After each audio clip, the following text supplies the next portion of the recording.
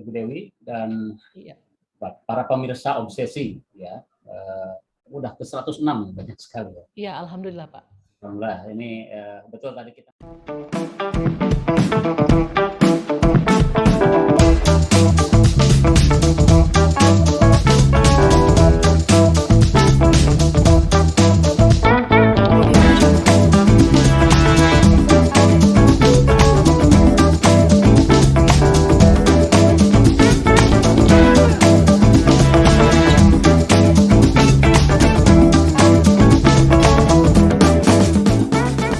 Bismillahirrahmanirrahim.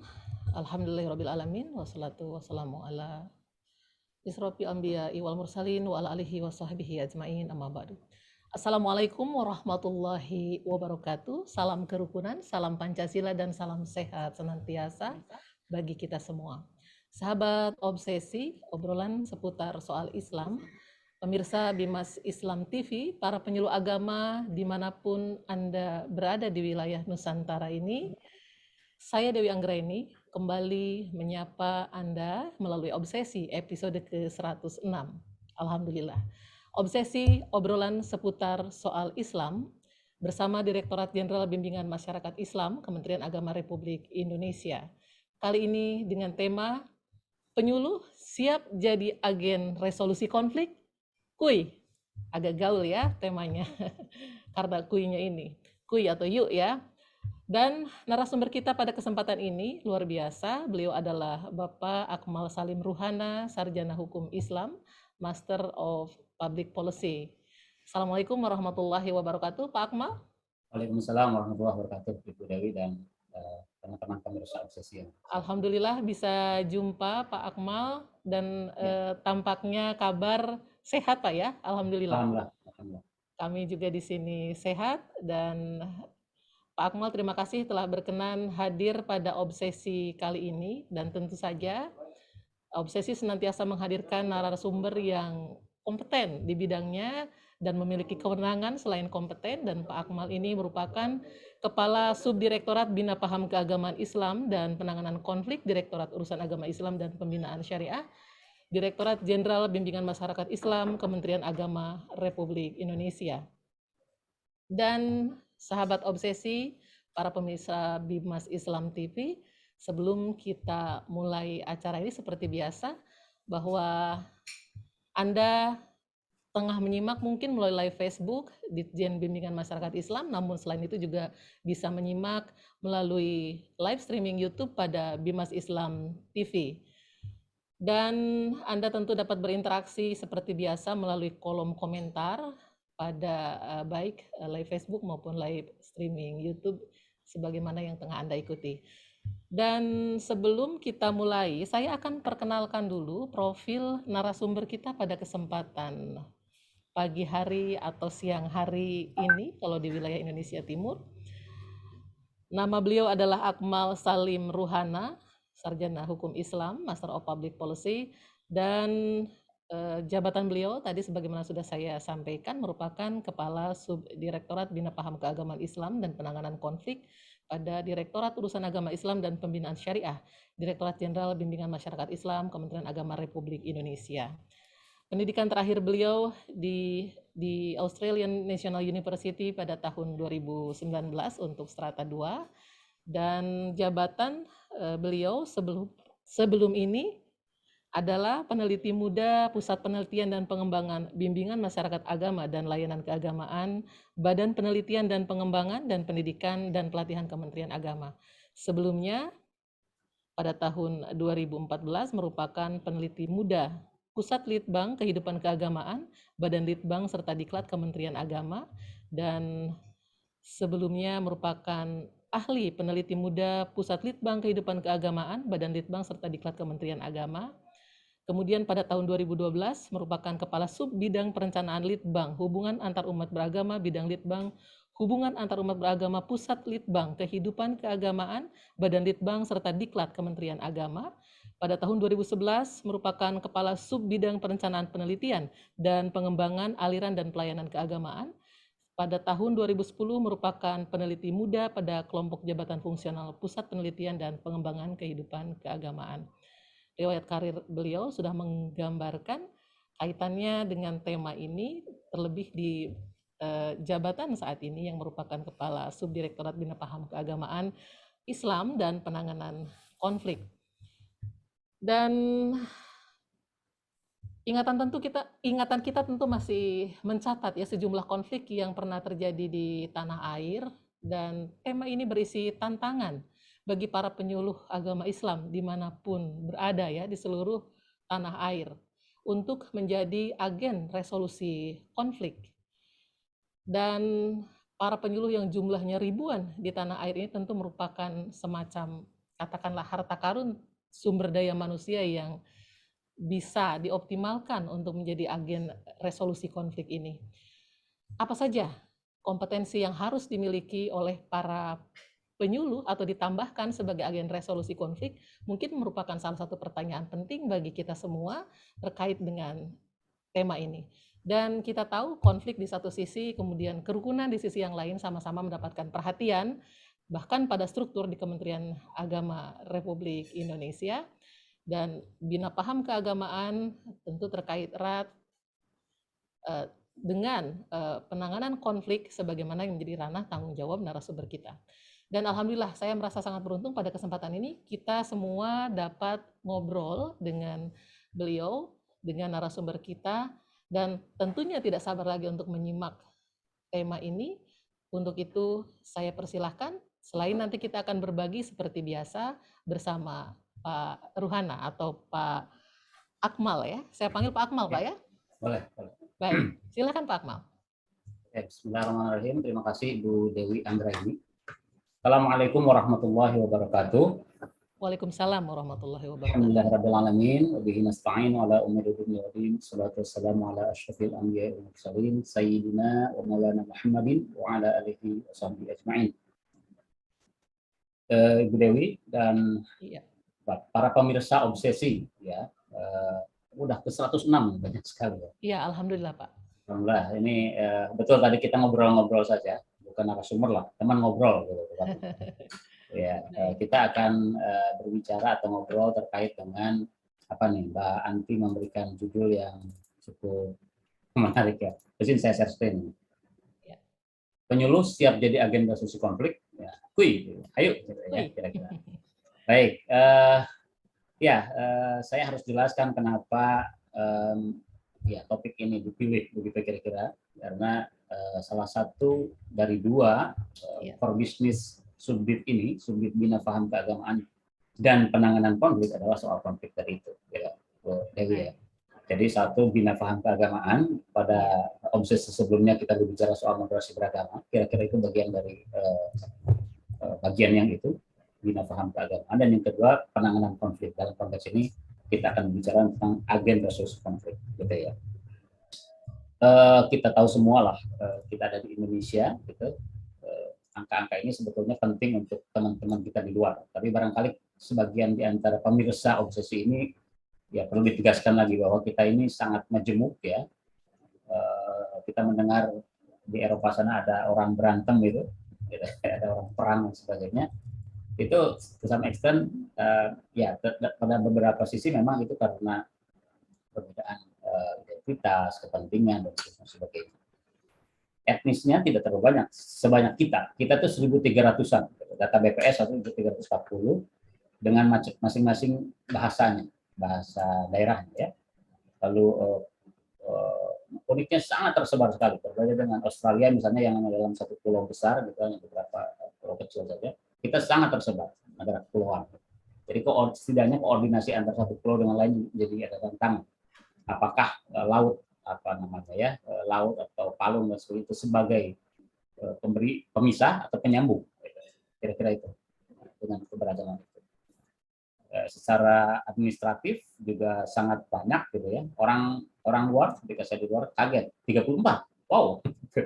Lalu 514 kabupaten kota, jadi secara administratif sangat tersebar sekali, kecamatan lebih banyak dari kelurahan juga gitu. Nah, kemudian secara keagamaan, secara agama ya, secara penghayatan atau pemelukkan agama yang banyak dipeluk memang hanya 6. Islam, Kristen, Katolik, Hindu, Buddha, dan Konghucu.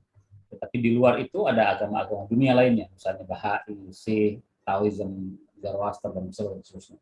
Di luar itu ada yang menyebutnya sebagai penghayat. Ya. Ada yang melakukan sebagai bagian dari agama, ada juga enggak, kami ini penghayat, berbeda dengan agama. Misalnya. Nah, keragaman ini ya, ini kan sangat beragam, sangat menjemur. Tidak melulu dalam satu agama, dalam lain agama, tapi dalam satu agama, misalnya dalam Islam, katakanlah karena kita di masih Islam ini, kita mohon maaf bukan favorit dalam nomor satu itu, tetapi kita sedang bicara dalam konteks intra agama umat Islam ya. Di dalam Islam sendiri ya ada keragaman lagi ya. Sunni ada Syiah, ada Ahmadiyah. Di dalam Sunni macam-macam lagi di dalam. Macam-macam tuh keorganisasinya juga beragam sekali. Itu berbuah dari itu sebagai buah dari interpretasi terhadap ayat suci atau kitab suci atau sumber-sumber ajaran agama Islam misalnya gitu ya. Sehingga tidak salah kalau misalnya keragaman ini organisasi ya, tetapi di bawah organisasi ini ada pemahaman yang menjadi bonding, menjadi pengikat orang itu berkumpul di sana. Misalnya PBNU itu sebuah organisasi ormas keagamaan Islam gitu ya. Tapi di bawahnya atau di belakangnya itu adalah satu pemahaman Ahlus Sunnah wal Jamaah dan sebagainya. Kira-kira begitu, sama yang lain juga.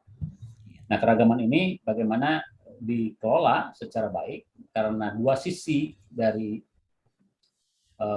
satu keragaman itu ya, dia bisa jadi sebuah berkah, sebuah khazanah kekayaan.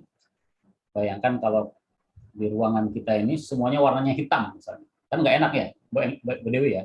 Gitu. Iya. Di belakang Bu Dewi itu semuanya black and white, hitam putih saja, itu kan nggak menarik. Tapi ketika ada merahnya, ada kuningnya, ada birunya, menjadi sangat mozaik yang sangat menarik. Gitu. Khazanah kekayaan bangsa yang kultur tadi. Jadi karena keragaman ini sekali lagi sebuah kewajaran, satu sunatullah, bahkan dalam agama kita Islam, ikhtilaf ummati rahmatun, keberbagian cara pandang dan sebagainya itu sebuah rahmat, sebuah kebaikan. Nah, tetapi di sisi lain kita juga tidak bisa memungkiri itu vividly unavoidable, itu kata teman Badiri itu. Memang di sini juga dalam keragaman ini ada potensi ketidakrukunan, potensi konflik dan sebagainya. Bisa karena ketidakdewasaan mengenali bahwa kita itu beragam, gitu ya. Merasanya pokoknya pikiran saya yang benar, pokoknya cara pandang ini yang benar, hanya itu saja, gitu. Sehingga kekurang dewasaan itu menjadi potensi untuk meledaknya menjadi sebuah konflik. Dan keniscayaan, Pak ya? Keniscayaan, ya. Ataupun cara pengelolaan keragaman ini. Dari sisi mereka dan dari sisi negara pemerintah gitu, yang mengatur. Jadi ketika keragaman ini kurang terkelola secara baik, maka yang terjadi adalah potensi itu memanifest menjadi sebuah konflik. Nah, kalau kita lihat gambar sebelah kanan bawah nih ya, sebelah kanan itu bagaimana alur sebuah konflik dicontohkan dengan sebuah bejana isinya amunisi atau bensin lah gitu kira-kira pakai sumbu. Nah, keragaman itu atau keragaman agama, budaya dan sebagainya itu sebagai sumbu itu tuh. Sumbu yang tinggal dipantik saja. Pemantiknya bisa kalau hari ini mungkin tweet ya. Orang nge-tweet soal apa, soal agama gitu, itu langsung bisa blar gitu ya kira-kira. Nah, lalu ada amunisinya. Minyaknya lah dalam konteksnya. Kayu bakar, Pak ya? Itu ya bisa kesenjangan ekonomi ya, kesenjangan politik. Bagaimana dalam sebuah kabupaten kota misalnya semuanya itu dikuasai oleh kelompok tertentu misalnya gitu ya. Saya ingin menyebutkan contoh tapi takut salah nanti. Kemudian ada konteks, ada bodinya nih, ada bejananya. Ini adalah soal suatu kebijakan, misalnya ada ketidakadilan. Jadi kondisi ini kalau tidak dikelola dengan baik, ya kondisi keberbagaian keragaman itu kalau ya itu kan sumbu yang tinggal dipantik aja nih. Misalnya ada isu apa nih sekarang, cas. Nah, jadi bagaimana kita ya tentu saja memahami keragaman ini sebagai keniscayaan, kewajaran, ini adalah hal yang biasa, gitu. Dan kita harus menerimanya keragaman ini, gitu ya. Memandangnya secara dewasa, menyikapinya secara dewasa. Lalu negara, pemerintah, atau level-level pimpinan di level itu bisa menyikapi keragaman itu secara wise, secara bijak, mengelolanya secara baik. Kira-kira itu. Jadi keragaman itu bisa dua potensi. Oke, kekayaan. Nah, boleh sedikit teoretik, Mbak Bu Dewi ya. Iya. Jadi menurut Johan Galtung katanya itu, atau pertama gini, tadi Bu Dewi di awal menyebutkan sebenarnya konflik itu biasa. Betul, biasa. Tanpa konflik mungkin kita tidak lahir ya, tidak hadir gitu ya. Atau tanpa konflik mungkin kita tidak bisa ngantor, tidak bisa apa. Ya, artinya konflik itu hal yang bisa tiga makna. Satu, sesuatu yang wajar. Yang kedua, alamnya.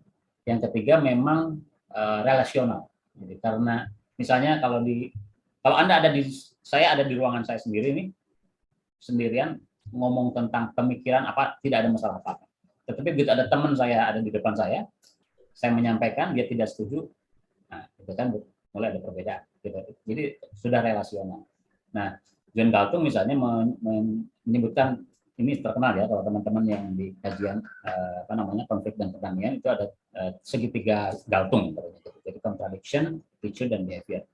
Kadang kita melihat awalnya memang pemahaman soal attitude gitu ya, attitude karakter seseorang gitu ya dan sebagainya.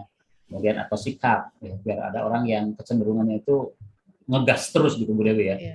Cuma nanya, ini apaan sih lu? Misalnya gitu. Padahal ini kan biasa saja, tapi karena karakter, karena apa sebagainya, lalu bisa mengarah ke kontradiksi, ada konteks misalnya ya. Di sini ada pemilihan ketua bagian atau apa. Nah, itu ada konteks tuh. Sehingga di situ mulai tuh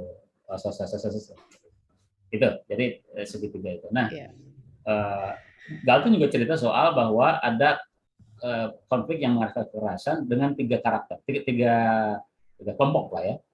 Ada yang kelihatan, ada yang direct violence dan itu kelihatan, itu secara fisik lah. Misalnya ada orang berantem, orang berebut apa gitu, itu visible. Tapi ada yang invisible, yang tidak kelihatan. Ada structural violence dan juga cultural violence. Galtung menyebutkan misalnya structural violence itu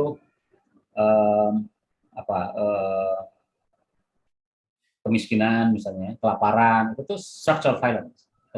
Itu juga bentuk dari kekerasan karena kemudian dengan itu bisa bergerak menjadi satu demo karena perutnya kosong gitu ya, kemudian orang menjadi constitution. Ada yang cultural violence. Cultural itu lebih kekerasan yang di latar belakangnya atau menarik-narik culture, termasuk agama di situ. Jadi gerakan-gerakan demonstrasi menarik isu sara agama dan sebagainya itu bagian dari cultural violence. Nah, cultural violence dan structural violence ada yang invisible, tapi ada yang kemudian termanifestasi menjadi direct violence.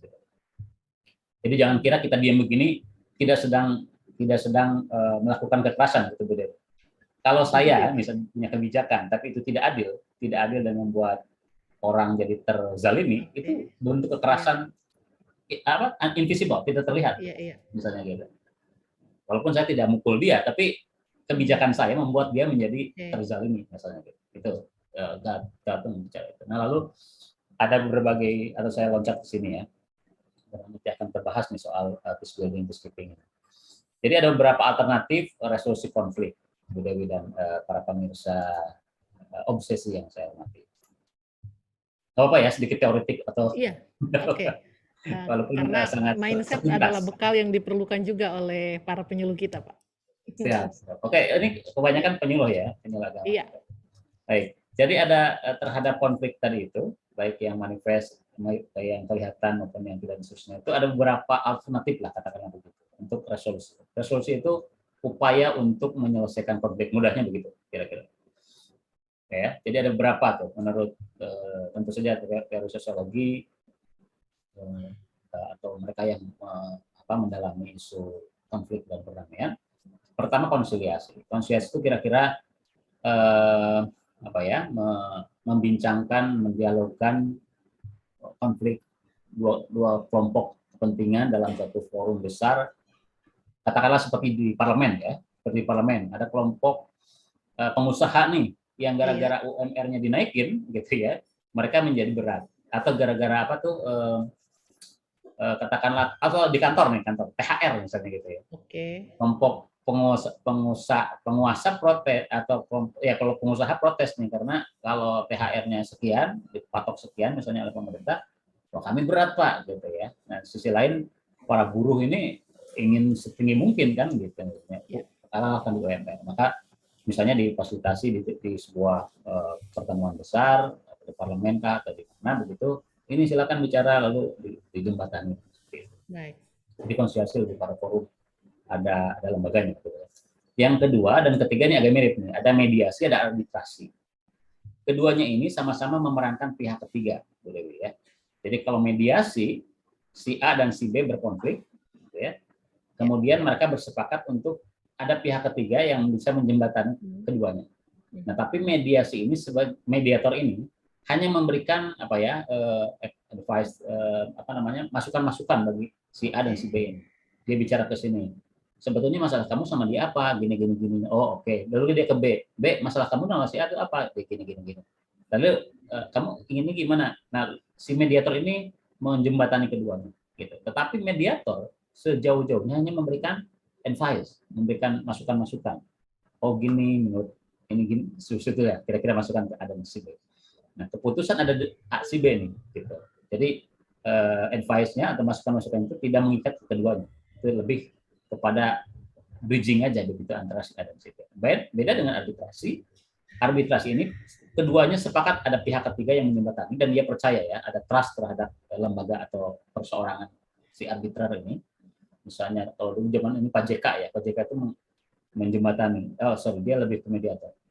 Arbitrase biasanya lembaga arbitrase nasional seperti itu ya, atau di lembaga PBB juga ada lembaga arbitrase. Nah, keduanya dijembatani oleh pihak ketiga ini, tetapi kemudian keputusan arbitrer ini, si lembaga ini, itu mengikat ke keduanya. Saya sudah dengar kamu, keputusannya adalah gini, misalnya. Nah, keputusan ini mengikat ke si A dan si B, gitu. Itu arbitrase, ya. Jadi mediasi itu sama 3 pihak, cuman pihak ketiga ini hanya masukan saja, dia tidak menentukan. Sementara arbitrase itu si arbitrernya menentukan dan keduanya terikat dengan putusan itu. Yang keempat, agak cepat ya, itu adjudikasi. Adjudikasi itu kira-kira udah naik meja hijau deh, kira-kira. Karena dua-duanya kekeh gitu ya. Pokoknya begini, pokoknya nih, udah masuk pengadilan. Kira-kira itu adjudikasi, jadi masuk ke ranah hukum.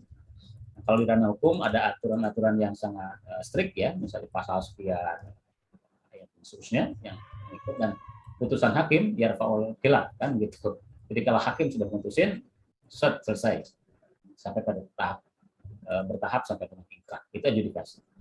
Ada juga konflik yang dengan cara segregasi, Bu Dewi. Itu banyak, misalnya contoh kecil di sini lah di Jakarta ya, ada satu RT dengan RT lain berantem dulu nih. Demo tawuran sini gitu.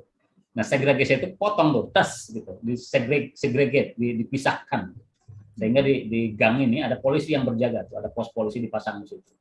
Sehingga itu untuk mensegregasi antara orang sini dan orang sini.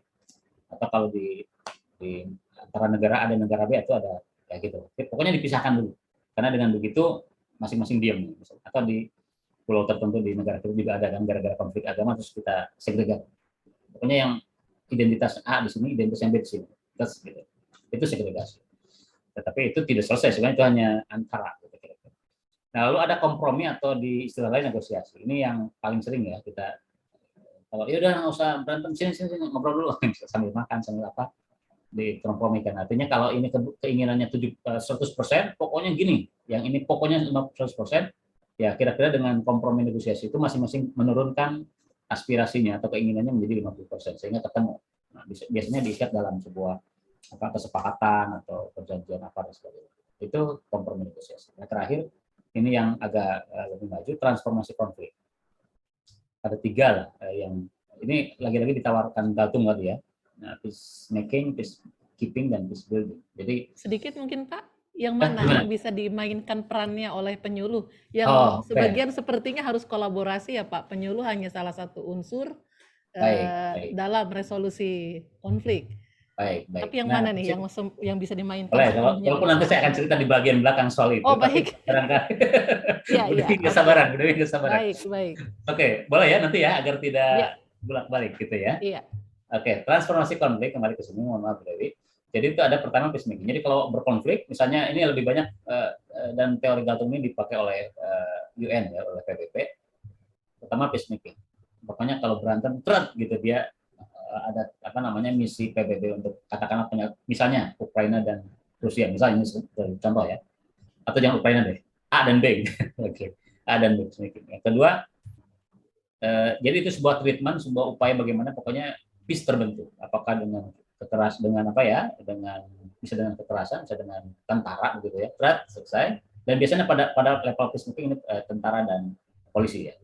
Kemudian peacekeeping, di sini juga keamanan. Jadi bagaimana kondisi biar tetap aman. Sehingga kalau nggak salah ya, kalau kita sering dengar kan, misi perdamaian di misalnya di Afghanistan 2 tahun, 3 tahun gitu. Itu untuk keeping bagaimana kondisi itu tetap terjaga sehingga ada tentara di situ gitu Mbak Dewi ya. Jadi atau di negara kita ada pernah kasus kan polisi berapa tahun tuh jaga terus di situ gitu ya untuk memastikan peace itu terus terjaga.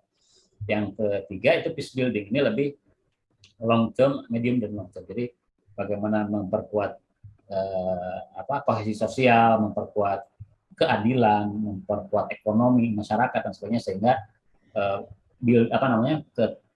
kedamaian itu terbangun terus gitu ya. Jadi termasuk pembangunan menurut Gatong itu bagian dari peace building karena tanpa keadilan, tanpa mengadres soal orang lapar gitu ya terus akan menjadi masalah. Gitu. Nah penyuluh di mana itu bisa pada semuanya sebetulnya walaupun tentu saja adjudikasi penyuluh kan tidak pada level bukan aparat hukum gitu ya, bukan hakim misalnya. Nah, kemudian konsiliasi, mediasi paling banyak mediasi, kemudian kompromi gitu ya. Saya kira di situ Bu Dewi ya, karena segregasi itu juga butuh senjata gitu atau butuh pendekatan keamanan sebagainya. Nah ini yang saya ingin lebih masuk ke penyuluhnya. Dalam konteks jadi secara undang-undang PKS 2012 itu menyebutkan bahwa konflik itu ada ragam macamnya, ada konflik tanah, ada konflik apa, termasuk konflik agama. Nah, dalam konteks konflik keagamaan, gitu ya, ada rumusnya nih. Ini saya pinjam dari Mas Jamil nih, peneliti kita yang menulis buku soal manajemen konflik keagamaan, dan dia mengutip dari bagaimana memitigasi bencana. Gitu. Jadi intinya ada ancaman, ada kerentanan, dan ada kapasitas. Resiko konflik itu, ini rumus matematika ya. Jadi konflik menarik, Pak. itu Sangat menarik. Nah, konflik itu bisa diturunkan ya kalau ancaman kali kerentanan itu angkanya itu bisa lebih kecil dan kapasitasnya besar. Make sense ya, masuk akal ya. Jadi kalau kapasitasnya tinggi, pembaginya itu besar, maka ancaman apapun, maka ada tingkat kerentanan apapun, nah kita kuat. Gitu. Resikonya akan turun. Gitu. Tapi kalau ancamannya sudah gede nih, ancamannya itu misalnya inilah mau pilkada nih, itu ancaman tuh di luar. Ada pilkada yang biasanya orang memainkan isu agama, isu ya macam-macam lah. Isu agama kan paling mudah digoreng gitu ya, isu agama. Kemudian ada kerentanan. Kerentanan itu katakanlah misalnya kita umat Islam atau katakanlah pada level penyuluhnya itu sendiri misalnya itu ada kerentanan atau misalnya gini, kerentanan itu bisa soal tadi itu perbedaan. Kita ini banyak perbedaan. Kita ini potensial banget untuk dipecahkan misalnya, untuk dipecah-pecah atau dipilah-pilah misalnya. Nah, kapasitasnya itu, kalau kapasitasnya itu kuat gitu ya, maka terserah aja. Biarpun ada kondisi perbedaan, biarpun ada orang men-trigger, ada provokator, nggak bisa karena kami sudah kuat nih. Kita tahu bahwa Anda sedang men-trigger kami, bahwa ini adalah bagian dari agama yang dipolitisasi dan sebagainya. Maka kalau itu bisa diadres atau dijawab dengan penguatan kapasitas itu pengetahuan maupun skill ya. Nah, persis dalam fase inilah saya ingin bicara soal aktor lokal yang strategis dalam fase-fase awal konflik gitu, Pak. Jadi bagaimana penguatan kapasitas penyuluh agama konkretnya gitu ya. Kalau penyuluhnya ini kuat, tahu tentang ilmu konflik, sedikit aja, yang tadi aja yang di awal tuh, mengenali, setidaknya mengenali, oh ini konflik agama nih, gitu. Karena itu harus clear, jangan sampai ini kayak tadi Bu Dewi cerita, Pak di kampung saya ini udah mulai panas nih, kenapa Bu? Ini gara-gara, oh itu politik Bu, itu betul. memisahkan atau ingin melepaskan diri dan sebagainya misalnya gitu, itu politik. Jadi tentu saja kita tidak dalam kapasitas ya, ada orang lain yang pada kapasitas itu. Penyuluh nggak usah masuk lah kira-kira gitu. Tapi kalau misalnya ada isu agama dalam isu itu nggak apa-apa juga kita masuk misalnya. Oh ini ada yang menggunakan sentimen agama untuk memecah belah kubu ini misalnya gitu. Nah itu kan kita bisa ikut gitu kira-kira.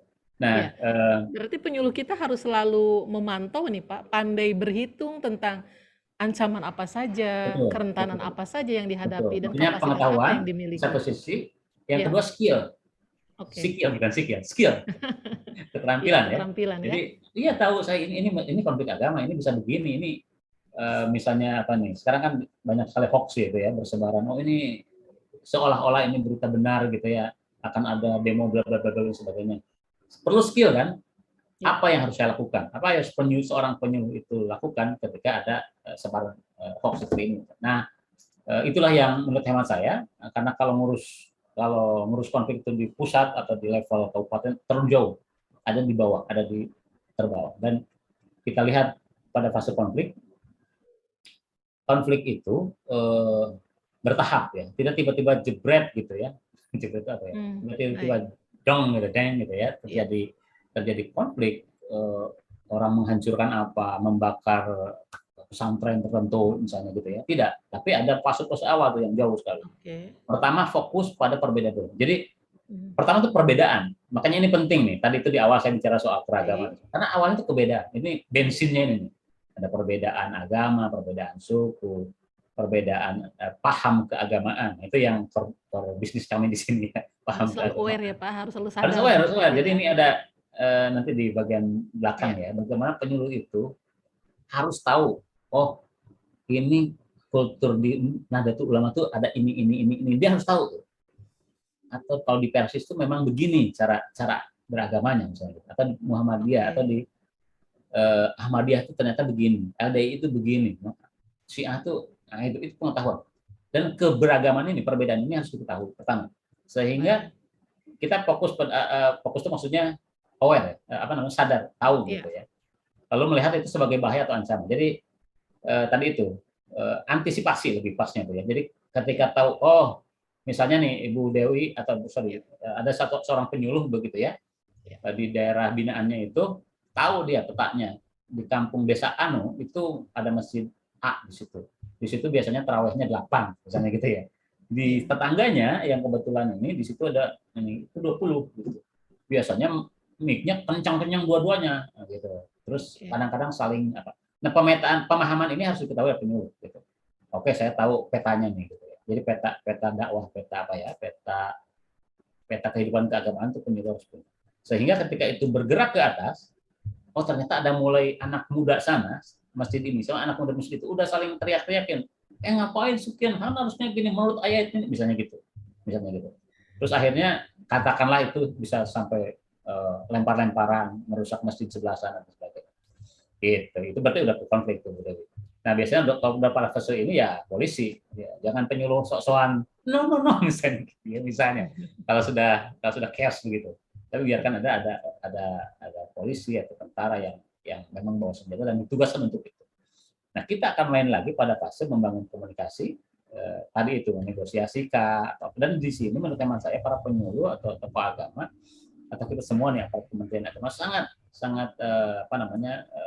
esensial dan sangat penting gitu, perannya, karena kitalah yang embedded yang ada di dalam masyarakat. Jadi kita yang merasakan geliat masyarakat gitu. Jadi ke arah-arah rekonsiliasi, bahkan integrasi kembali. Misalnya cuma contoh gini Bu Dewi ya. Yeah. Ada cerita dari Makassar ketika saya pembinaan ke sana, seorang ibu-ibu, seorang penyuluh agama, honorer rasanya. Pak katanya di masjid itu tadinya itu rame itu karena ada orang melakukan aktivitas begitu, nyanyi-nyanyi sambil berdiri gitu ya, dikirain aliran sesat gitu sama masyarakat, sehingga di masyarakat pada protes macam-macam. Nah, si penyuluh ini datang ke sana, diikuti gitu ya, di dialog macam. Oh, ternyata itu diba aja, baca diba dengan bahasa daerah, dengan bahasa kultur setempat gitu yang kemudian dijelaskan ke masyarakat, clear. Oh, kalau gitu oke, itu bagian dari budaya masyarakat kita dan sebagainya, khususnya udah aman. Nah, ini penyuluh loh yang berperan, yang main gitu ya. Jadi pada fase-fase di awal sama di akhir terutama itu bisa sangat berperan. Nah, karena kita punya ini Mbak Bu Dewi, jadi secara angka ini banyak sekali gitu ya, 50.262 penyuluh agama Islam, ini hanya Islam, mohon maaf, ya Islam saja, PNS dan non-PNS, PNS ada 5 ribuan, non-PNS 45 ribuan. Tentu saja bagian perencanaan juga tahu nih, budget besar kemana itu untuk para penyuluh, gitu ya. Walaupun karena banyak jumlahnya, akhirnya angkanya kecil, ya relatif cukup lah gitu ya. Jadi banyak dan tersebar. Berbeda misalnya dengan teman-teman di masuk aparat intelijen itu sangat terbatas. Satu orang untuk memwilahi kabupaten, atau di kepolisian kan paling banter kecamatan ya. Ada intel apa di satu kecamatan itu mengcover kecamatan. Kalau kita penyuluh di level kecamatan itu ada 8 setidaknya gitu yang mohon maaf, punya agama dengan spesialisasi masing-masing. Jadi lebih banyak lebih dan embedded itu maksudnya Iya, hidup di situ ya, melekat karena Pak dia ya. orang setempat, orang lokal, jadi Iya, paham. Oh kalau itu saudara, bahkan dia tahu. Oh kalau ini saudaranya si ini, jadi tahu dia ketika yang berantem tuh anak ini dia apa namanya temuin aja bapaknya atau mbahnya gitu sehingga oh ya bisa dia ngomong kayak gitu. Jadi nilai penting penyuluh di sini. Nah saya tahu tadi itu iya. banyak cerita yang sebetulnya sudah ya saya katakan sudah dilakukan oleh penyuluh penghulu maupun teman-teman di kantor urusan agama yang pengalaman-pengalaman baik penanganan konflik itu sebenarnya kalau bisa diinformasikan ke kita, ya kita olah lah cerita itu bisa menjadi pola ya. Katakanlah tadi, kalau cuma perbedaan hal-hal yang sifatnya ru'yah gitu ya, atau perbedaan fikih saja fikih gitu ya, begini nih, gitu. Karena di banyak tempat lain, teman-teman lain bisa menangani secara ini, gitu. Atau pengalaman-pengalaman begini itu ketika dibukukan menjadi inspirasi gitu ya, Menarik Pak. ataupun bisa dikopas lah gitu kira-kira Bu Iya, Dewi ya. Oh kalau misalnya nanganin kasus aliran sempalan begini, iya, ini misalnya gitu. Kayak gitu. Nah saya memberikan kesempatan nih, yuk kalau sekiranya teman-teman di sini punya cerita tuh, punya pengalaman ya, silakan ceritakan di ini nih, www.s.id/cerpenku. Cerpenku itu bukan cerpen ya, bukan cerita iya, cerita pendek, tapi pendek. Fiksi, cerita tapi penanganan bukan konflik fiksi nih, hukuman. berbasis fakta Pak ya. Oke. Okay. Jadi dan itu apa namanya basisnya apa DHP aja gitu sambil sambil leyeh-leyeh gitu sambil sampai Iya. menceritakan bagaimana pengalaman. Sudah banyak yang masuk, misalnya cerita soal Hmm, nih soal toa sekarang tuh soal apa namanya oke, pengeras oke, suara. iya, Bagaimana dia baik. bisa sebagai penyuluh memerankan tugas kepenyuluhannya bisa menyelesaikan penyelesaian itu atau perebutan masjid biasa kan ada Iya. kelompok ini pengurusnya dengan ini berantem beda-beda. Nah silakan kalau boleh ceritakan di dalam cerpen ini. Gitu. Oke, nah ini masuk nih, ini iklan sedikit kalau ini boleh ya. Jadi Oke. karena kita perlu, karena kami, saya ini di Subdit Bina Paham Keagamaan ini ada 3 seksi ya. Satu seksi identifikasi paham keagamaan, jadi ketuanya Pak Kasihnya Pak Idam, Muhammad Idam, ini melakukan identifikasi dan dokumentasi ya berbagai paham keagamaan Indonesia dari Sabang sampai Merauke. Ini tahun pertama Pak atau sudah pernah berlangsung Yang sebelumnya? sepakat ini baru kali ini. Jadi ini Oh, baru inovasi kali ini. bagaimana Oke. memperkuat tadi itu, memperkuat kapasitas para penyuluh agama. Gitu. Saya lanjutkan seksi kedua itu pembinaan paham keagamaan. Jadi kira-kira menangani yang bermasalah, tapi juga harus menggarami terus yang besar, yang besar, Oke. yang baik-baik gitu dengan pembinaan. Yang ketiga seksi advokasi penanganan konflik. Gitu. Nah ini yang mengadres isu-isu yang sudah meletup. Gitu. Nah kita sangat terbatas tentunya, hanya ada 10 orang di sini. Ada Pak Idam, ada Pak Idrianto, ada Mas Syafa dan sebagainya, masih sangat terbatas. Nah, karena itu kita perlu tangan-tangan lain kita di daerah yang bisa membantu kita sama-sama kolaborasi untuk penanganan. Dan saya sangat percaya penyuluh itu adalah kolaborator paling strategis dan tadi itu apa namanya sebetulnya tinggal ditambahin aja ilmu tentang konflik penanganan baik wawasan maupun skill, insya Allah bisa memerankan. Jadi sekaligus kami informasikan ini sudah berapa? Sekitar 800 pendaftar, Bu Dewi. 800-an pendaftar yang ingin 800 ikut. pendaftar Pak ya. Padahal kita hanya akan pada fase pertama atau batch pertama, angkatan pertama ini hanya akan 50 orang saja. Jadi 50 orang, oke, jadi pendaftaran sampai tanggal 12 akhir minggu ini.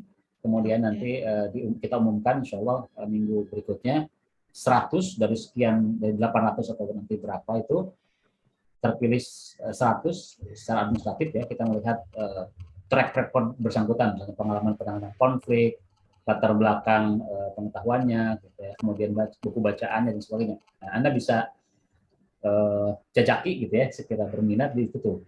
Baik, www.bit.ly/SPAK/2022.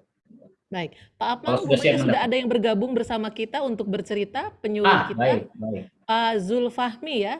Pak Zulfahmi, kami silakan Pak Zulfahmi untuk bercerita pengalaman tentang resolusi konflik, sebagaimana tadi yang disampaikan oleh Pak Akmal untuk Jadi bercerita. tadi itu ini. Jadi Pak Ya, Zulfahmi dari mana? Dari Padang ya, dari Kota Padang.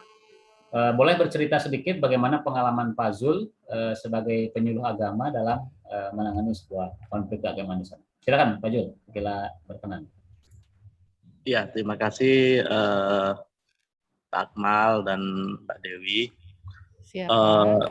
Pertama, saya secara pribadi itu alhamdulillah bisa mengikuti acara ini dan bertambah ilmu. Sebelum-sebelumnya saya belum tahu apa itu Oh, rekonsiliasi, apa itu edukasi, apa itu mediasi dan sebagainya. Kami hanya mengalir saja dulu sebagai penyuluh. iya. Apalagi kalau di Kota Padang itu tidak begitu heterogen warganya. Jadi secara pengalaman atau secara bentuk konflik tidak begitu ketara.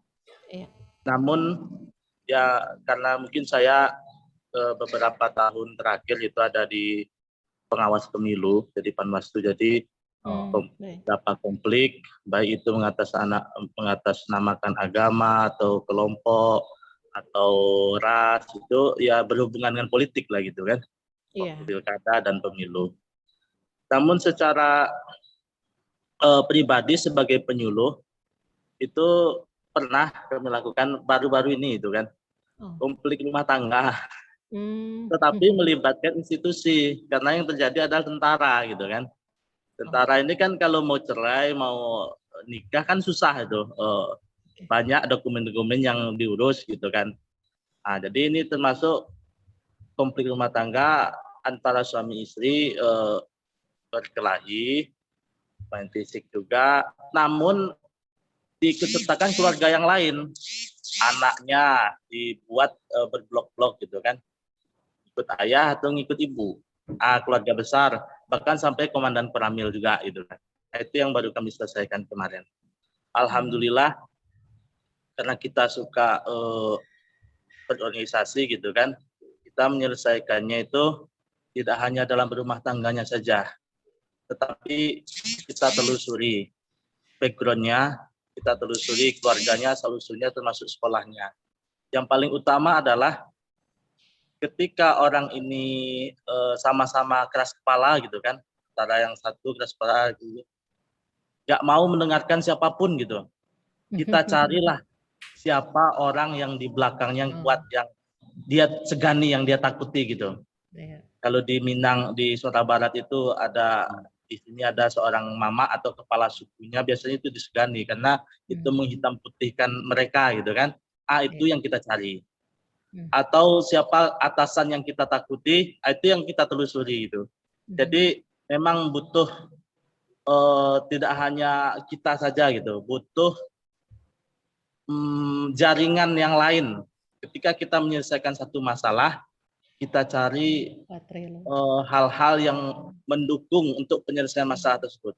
Itu bisa jadi orang yang diseganinya, bisa jadi atasannya, bisa jadi sebagai keluarga yang lain. Itu untuk penekanan-penekanan bagi seseorang yang sulit untuk dimasuki gitu. Mungkin itu sedikit pengalaman Pak Akmal. Kalau konflik agama belum Bapak ya? Belum pernah mengatasi. Konflik agama ada, kemarin kami selesaikan di tingkat MUI Kota Padang itu. Bagaimana? Ada ajaran baru di Kota Padang, tapi alhamdulillah ya memang itu kan ada juga yang memprovokasi untuk mendemo, untuk membakar gitu kan. Tetapi orang-orang tersebut memang itu kembali tadi kita cari siapa yang memegang kekuasaan di sana, siapa orang yang berpengaruh di sana. Itu kita amankan dulu supaya anggota-anggotanya, para preman-preman yang mau mengerahkan massa itu bisa dipegang semuanya. Jadi itu didahulukan, musyawarahkan kepada para pemegang-pemegang kekuasaan, termasuk ketua-ketua kelompok yang ada di sekitar situ gitu. Karena suara mereka yang lebih didengarkan oleh massa gitu, termasuk tokoh-tokoh agamanya gitu. tokoh masyarakatnya. Itu kemarin itu ada sedikit, tapi sedikit sudah selesai, alhamdulillah. Sudah Berarti beberapa selesai. penyuluh dan berkolaborasi dengan lembaga keagamaan yang ada, Pak ya? Ya betul. MUI dalam hal ini. Ya. Ada kesamaan pola menarik Pak Akmal, baik konflik tadi rumah tangga maupun konflik agama, ada pendekatan yang sama ya yang di. Terima kasih ceritanya Pak Zul ya. Dan Iya, dari Pak, cerita silakan. sekilas Pak Zul tadi tergambar satu tidak bisa sendirian Pak Zul ya. Pak Zul Betul. pastilah dia lintas sektoral ke Iya, betul. tokoh agama, tokoh budaya. Ya. Kita juga penting tuh memahami. Oh di sini fotonya Nenek Mama sangat powerful ya untuk mempengaruhi untuk. Atau misalnya ada tokoh agama. Jelas tokoh agama itu kalau Pak Yai udah bilang A, B, C ya sebagai masyarakat, sebagai santri pasti ngikut misalnya. Itu jadi penting. Satu itu. Yang kedua, pertanyaan saya nih ke Pak Zul. Pak Zul, keterampilan itu dari mana? Keterampilan bagaimana? Oh, kontak ini, cari siapa yang berpengaruh. Itu dari mana Pak Zul? Kalau boleh cerita. Ya, karena saya suka berorganisasi sejak dari gitu kan. Jadi di PII belajar gitu kan. Di situ kan ada cara-cara yang diajarkan pada senior dulu kan, bagaimana cara menyelesaikan ini, bagaimana cara menyelesaikan ini. Yaitu salah satunya cara untuk menyelesaikan banyak masa, yaitu kita pegang tokoh-tokoh kuncinya gitu. Ya. Nah, ya yang di bawah itu nurut aja semuanya itu. Tentu. Terima kasih. Tentu kita hubungan baik dengan para tokoh-tokoh yang lain gitu. Ya. Nilai pentingnya soal ini Bu Dewi. Jadi soal pengalaman organisasi, Jadi pengetahuan itu satu hal pengetahuan itu ya. Tetapi yang lebih penting pengalaman. Jadi ya, saya dibandingin Pak Zul lebih hebat karena Pak Zul yang nemenin teman-teman masyarakat setiap hari ya 24 jam 7 hari gitu sehingga dilihat konflik A dan B itu secara praktik gitu ya. Pak Zul ini praktisi. Jadi dia bahkan mungkin ilmunya dari lapangan, mohon maaf Pak Jul ya, misalnya kalau gini, ternyata dia menemukan, ternyata misalnya dibanding kontak ke polisi lebih ya ke polisi itu lapor gitu ya, lebih ke Nenek Mama aja misalnya, karena ini yang misalnya gitu. Atau tadi kaitan dengan misalnya koordinasi lintas sektoralnya ke FKUB misalnya kalau ada di sana, atau karena ini isunya isu politik, kemana nih ke Bawaslu kah tuh kayak gitu. Jadi lapangan yang membentuk, yang memperkuat seorang Pak Zul ini, bagaimana berhasil menangani satu konflik sana. Nah, kemudian yang ketiga ini, ya Pak, betul. Soal ternyata kita tidak bisa clearly ya, distinctly memisahkan ini konflik keluarga, ini konflik apalagi, misalnya tadi ada kaitan ke agama atau ke politik atau ke apa, gitu. Kadang-kadang saling berkelindan. Gitu. Covernya soal misalnya mungkin politik, mungkin ada tapi ternyata di layernya enggak, ini ada maksudnya politik pemilihan misalnya gitu ya, politik pemilihan, tetapi layer ternyata ada konflik agama, konflik keluarga juga, jadi dinasti ini sedang terganggu oleh dinasti ini kan gitu, jadi akan sangat beragam. Nah tapi terima kasih Pak Zul, justru saya mendapat ilmu banyak dari Pak Zul. Bayangkan kalau cerita-cerita Pak Zul ini gitu ya, itu tersampaikan lalu kita olah sedemikian rupa sehingga kita bisa paparkan, dibaca oleh para penyuluh lain dari se-Indonesia. Jadi cerita baik Pak Zul mencari tokoh penting, siapa sih yang bisa mempengaruhi orang-orang ini gitu. Pengalaman dari PII mungkin ya, ilmunya sedikit dari PII gitu ya, tapi kemudian diasah oleh Pak Zul dalam konteks ketika di Bawaslu atau ketika dalam sekarang sebagai penyuluh agama. Saya kira ini transformasi pengetahuan dan pengalaman yang sedemikian baik yang dialami Pak Zul. Terima kasih Pak Zul atas cerita pengalaman. Mbak Dewi. Terima kasih Pak Zul. Sedikit juga mungkin Pak menyambung dari Pak Zul tadi, Pak Akmal. Ada juga di Papua itu kan selalu bahwa tokoh adat dan tokoh agama dipercaya lebih didengar dalam berbagai konflik sosial, ekonomi, politik yang ada, termasuk agama begitu di sini, terlebih-lebih agama dibandingkan aktor-aktor lain. Atau ada pola budaya yang sudah khas gitu, satu tungku tiga batu. Di situ ada unsur Pak Akmal sebagai peneliti pasti sudah sangat tahu ya tentang hal ini, peran agama, adat dan pemerintah misalnya yang dengan sendirinya itu karena sudah menjadi budaya, ketika ada konflik itu berperan semacam otomatis begitu, walaupun tentu dikoordinasikan dan digerakkan. Betul. Seperti Ya itu. betul Bu Dewi, tambahan dari Bu Dewi saya kira menarik soal local wisdom ya, Ya, soal pemahaman kita nih para penyuluh agama atau semua aparat Kementerian Agama soal kearifan lokal. ya. Local wisdom dalam pengertian budaya total itu atau lokal religious wisdom gitu. Jadi kearifan budaya keagamaan.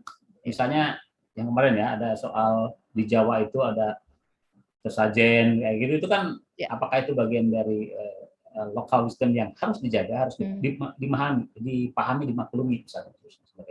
Saya kira itu penting, dan kalau pengalaman Papua, budaya di Papua ini ya beberapa peneliti Litbang sudah sering sekali ke sana bagaimana memahami satu tiga tiang itu, kemudian tiga peran ini yang sangat berperan penting gitu ya. Dan sekali lagi pengalaman yang membuat kita semakin practice make perfect gitu ya. Jadi pengalaman lah yang membuat kita semakin baik.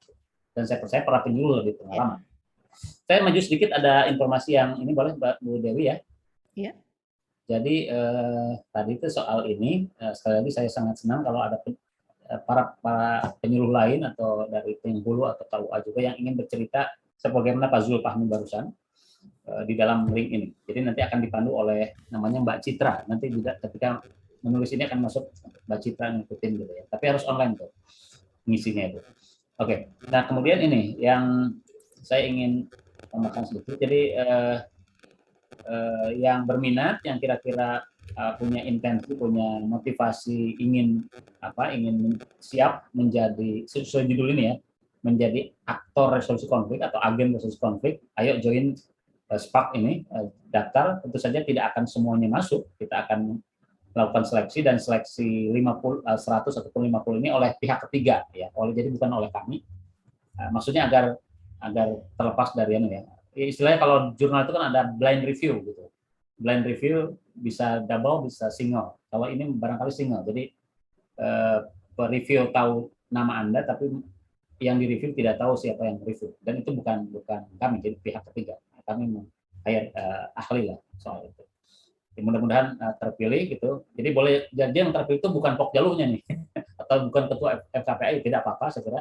Karena pertimbangan-pertimbangan tertentu mungkin lebih pas si ini itu gitu. Jadi 50 orang nanti terpilih untuk ikut BIMTEK, kita akan BIMTEK pada angkatan pertama, mudah-mudahan menjadi agenda resolusi konflik yang akan kita sampaikan lagi, kembalikan ke daerah, mereka melakukan koordinasi terus dengan kami. Harapannya ini menjadi awalan Bu Dewi sebagai ini program rintisan, nanti ke depan mudah-mudahan bisa diteruskan sehingga Indonesia aman lah kalau para penyuluhnya sudah pengetahuannya cukup, ada skill yang kita asah dan sebagainya, terjejaring dan kita aman. Terakhir ini yang mungkin ingin saya tambahkan sebelum nanti ada penguatan tadi itu, perlu penguatan wawasan sebetulnya ya. Jadi kalau tadi Pak Zulfahmi, terima kasih saya baru tahu ini dan sebagainya, sebetulnya banyak buku atau sekarang lebih enak tuh nge-YouTube aja. YouTube resolusi konflik atau misalnya apapun lah gitu ya. Cara sedetil mungkin, misalnya cara nangani konflik keluarga. Kadang-kadang ada ahli yang mau bicara.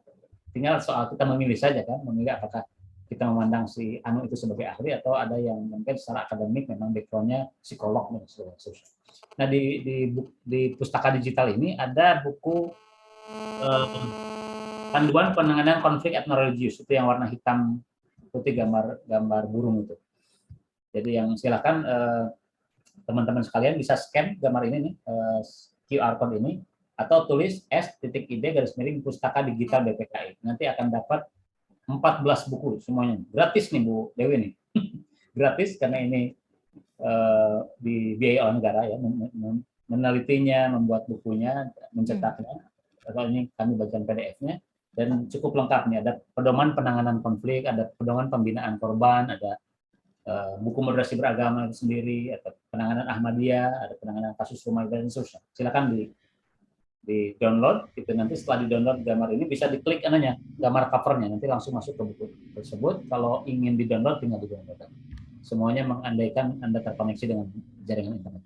Saya kira itu Bu Dewi sebagai ya sharing saja lah ya, teman ngobrol tadi itu. Mudah-mudahan ada manfaatnya, dan mohon maaf sekiranya dalam penyampaian ada yang kurang pas. Demikian. Assalamualaikum warahmatullahi wabarakatuh. Waalaikumsalam warahmatullahi wabarakatuh. Sudah ada beberapa tanggapan Pak, termasuk pertanyaan juga sharing. Namun sebelumnya saya juga ingin bertanya, kenapa ya konflik agama itu yang paling emosional begitu? Dan bisa dengan cepatnya melibatkan orang yang sangat banyak bahkan dari luar daerah itu. Dan ini juga seringkali terjadi mohon maaf ya di Papua misalnya ada isu konflik gitu, baru isu konflik agama bahkan kadang hoax tapi tiba-tiba sudah menyebar begitu saja di seluruh Nusantara ya katakanlah dan ada semacam ya ke loyalitas begitu. Nah, ini mungkin ada teori yang bisa menjelaskan kenapa bisa seperti itu Pak dibandingkan konflik-konflik lainnya. Baik, terima kasih. Saya jawab langsung Sehingga ya. susah melokalisir gitu dan ditangani Ya, secara bijak, baik, secara lokal wisdom dan sebagainya. baik. Meskipun secara kuantitatif ya, Ya, secara jumlah kasus ya, jumlah konflik itu ternyata sekarang itu lebih banyak konflik tanah, Bu Dewi. Kalau jadi ada 4 jenis konflik di dalam Undang-Undang PKS ya. Konflik tanah, konflik konflik agama, konflik tanah itu paling banyak. Gitu. Hanya kita aja mungkin nggak aware ya, nggak terlalu ya. sadar soal itu. Tapi konflik agama betul itu memang yang paling apa ya sensitif gitu ya, sensitif dan paling Sensitif ya. seksi kira-kira. Media Seksi itu dan paling enak sensitif. gorengnya kira-kira gitu ya. Iya. Bahkan kadang-kadang kejadian mama cerita di Maluku dulu itu awalnya Ya. kan konflik politik dan ekonomi ya, soal kenapa pimpinannya semuanya dari agama ini kayak gitu kan, dari kelompok ini, atau soal kenapa dikuasai dan sebagainya. Lalu ketika dipantik atau dibumbui dengan isu agama, blar gitu jadi sangat besar. Sama kita dua kampung biasa-biasa saja masalah anak rebutan pacar gitu ya. Awalnya begitu, tapi kebetulan dia agamanya apa, dia apa, terus isu itu yang dimainkan. Nah, karena memang secara pada dirinya agama itu urusan yang sangat emosional, pribadi gitu, personal. That's why di luar negeri itu urusan agama urusan privat katanya. Jadi jangan ajak-ajak ke ruang publik, kan seringkali gitu ya di negara-negara sekuler. Karena itu urusan Anda dengan yang Anda yakini, urusan vertikal gitu. Dan itu urusan, makanya dalam konteks kita berkonflik gitu ya, ketika urusan agamanya disentuh, itu urusan personal, urusan urusan hatinya kena, itu kalau bahasa orang bilang kan gini, dia nggak pernah sholat, dia preman misalnya, maaf ya, tapi begitu karena di Islam misalnya, begitu ada konflik ini keluar tuh tetap bela misalnya gitu. Itu karena itu sangat tertanam di dalam setiap orang. Nah, saya justru ingin menegaskan satu hal, bahwa dalam konteks melokalisir tadi Bu Dewi, jadi pahami ya, saya tidak sebut daerahnya, tapi belum lama kami ada konflik tertentu ramai di media gara-gara tweet gitu ya, sekali lagi gara-gara seorang di level nasional tweet, lalu isu agama itu meledak ramai gitu ya, kami cepat deteksi dan responding, gitu, kontak gitu ya ke pihak-pihak ternyata ketemu, oh ini soal tanah, kita lokalisir, tutup, ini bukan isu agama, ini soal tanah, soal perebutan tanah wakaf dan sebagainya. Udah klik, alhamdulillah itu cepat gitu. Dan makanya dalam tadi sudah cerita misalnya ya baik di Papua ataupun di daerah lain, hal pertama dan termasuk ini akan coba kita ajarkan di dalam BIMTEK ini adalah bagaimana mengenali, mengidentifikasi ya, ini konflik agama atau bukan gitu. Saya akan share sedikit ini. Nah ini mungkin tanpa ya. Jadi di dalam pelatihan SPAK itu beberapa materinya misalnya kebijakan dan regulasi penanganan konflik paham agama, moderasi beragama, pengenalan konflik bernuansa agama. Nah ini penting tadi, melokalisir ini isu agama kami bisa masuk, atau ini isu tanah yang bukan kami tapi ada yang lain. Kemudian peran fungsi agama dalam mencegah konflik, ini berbagai rujukan ayat apa dan sebagainya kira-kira bisa karena dalam arti Islam itu kan damai gitu ya, tapi kok kadang-kadang berislam menjadi tidak damai misalnya, atau agama itu adalah untuk kedamaian. Semua agama pada dasarnya mengajarkan kedamaian, kenyamanan dan sebagainya. Tapi kenapa agama menjadi pemantik konflik justru, atau menjadi trigger dan sebagainya. Nah, Jadi kita akan ajarkan soal deteksi tadi dan respon dini. Soal dini itu, soal cepat itu satu hal. Jadi ketika ada bibit ketika ada bibit-bibit yang kita biarkan dan semakin lama gitu, semakin menggejala dari pengalaman beberapa pengalaman kami di beberapa daerah dalam penanganan, ya, misalnya masyarakat mendeteksi ada masukan staf kami yang ada kasus majenang, cepat sekali dan dalam hitungan 1-2 hari selesai. Karena tapi kalau kita biarkan udah digoreng sama media, udah digoreng sama medsos, itu lebih repot kita gitu ya. Biasanya gitu. Makanya deteksi dini. Kemudian koordinasi lintas sektoral. Itu yang cerita Pak Zul tadi, bagaimana tidak hanya dirinya tapi juga berkoordinasi dengan kepolisian, dengan minimal budaya dan sebagainya. Saya kira itu tambahan. Silakan sekiranya ada yang lain. Apa yang disampaikan bagian akhir tadi relevan dengan satu pertanyaan pemirsa kita di Yogyakarta, Pak Hamid Wiono, penyuluh Kota Yogyakarta, Pak. Ya. Jadi bagaimana hubungan konflik dengan semua agama yang mengajarkan tentang kedamaian, sehingga agama juga bisa disebut sebagai pemicu. Mohon pencerahannya. Tadi belum terlalu dielaborasi, Bapak sudah menyoalnya sebenarnya tadi. Tentang bagaimana agama di satu sisi mengajarkan kedamaian, tapi menjadi pemicu konflik begitu. Baik. Jadi tolong kalau istilahnya ada teori itu ada hal sakral dan profan ya. Ada hal yang sangat sakral di dalam agama dan yang profan. Ada agama apa ya? Misalnya ini agama gitu. Ada kedirian agama itu, ada pemahaman, penafsiran dan sebagainya terhadap agama. Kalau terhadap yang sakral, sesuatu yang inti, clear lah. Gitu. Semua agama mengajarkan itu. Semua agama mengajarkan kedamaian, kenyamanan, keadilan, dan sebagainya. Sesuatu yang sangat ideal. Tetapi ketika agama dipraktikkan dalam ranah ranah praktik di ruang publik, maka ada isu-isu lain yang sangat mungkin banyak berkelindan di situ. Jadi yang clear itu Pak Hamid ya, Pak Hamid. Ya. Agama semuanya tentu saja mengajarkan kebaikan, gitu ya.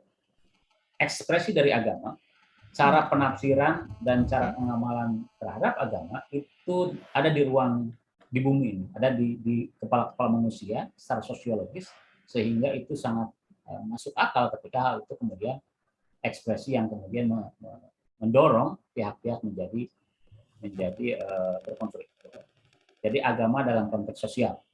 Agama dalam konteks pengimplementasiannya di dalam korupsi. Tadi saya di awal bicara soal konflik itu hal yang biasa, hal yang harus kita terima, hal yang harus kita yakini sebagai hal yang biasa saja. Tetapi ketika relasional, kan ada tiga ya, ada yang ketika relasional, maka itu sudah ada di ruang sosiologis, bagaimana pemahaman terhadap sebuah agama itu menjadi sesuatu yang bahkan barangkali bukan agama lagi. Soal budaya misalnya ya. Budaya itu kan upaya manusia memahami sesuatu lalu dia ekspresikan. Nah, ketika ekspresinya itu hasil olah pikir, olah rasa, olahnya itu menjadi sebuah ekspresi, dipersepsi oleh orang yang juga melakukan pemahaman yang berbeda, maka clash. Gitu. Jadi tolong pisahkan antara agama sebuah ajaran sebuah ini pada intinya dan pemahaman atau pemahaman seperti ada di ruang sosiologis yang pastilah ada interaksi dan sebagainya. Gitu. Mudah-mudahan cukup ya, Mbak Dewi. Baik. Dan sebelum saya terlupakan, ada satu pertanyaan nih Pak, mungkin bisa merubah kebijakan untuk kegiatan yang tadi diperkenalkan, Sparks, dari Pak Abdurrahman Lakpesdam PCNU Lombok Barat, NTB.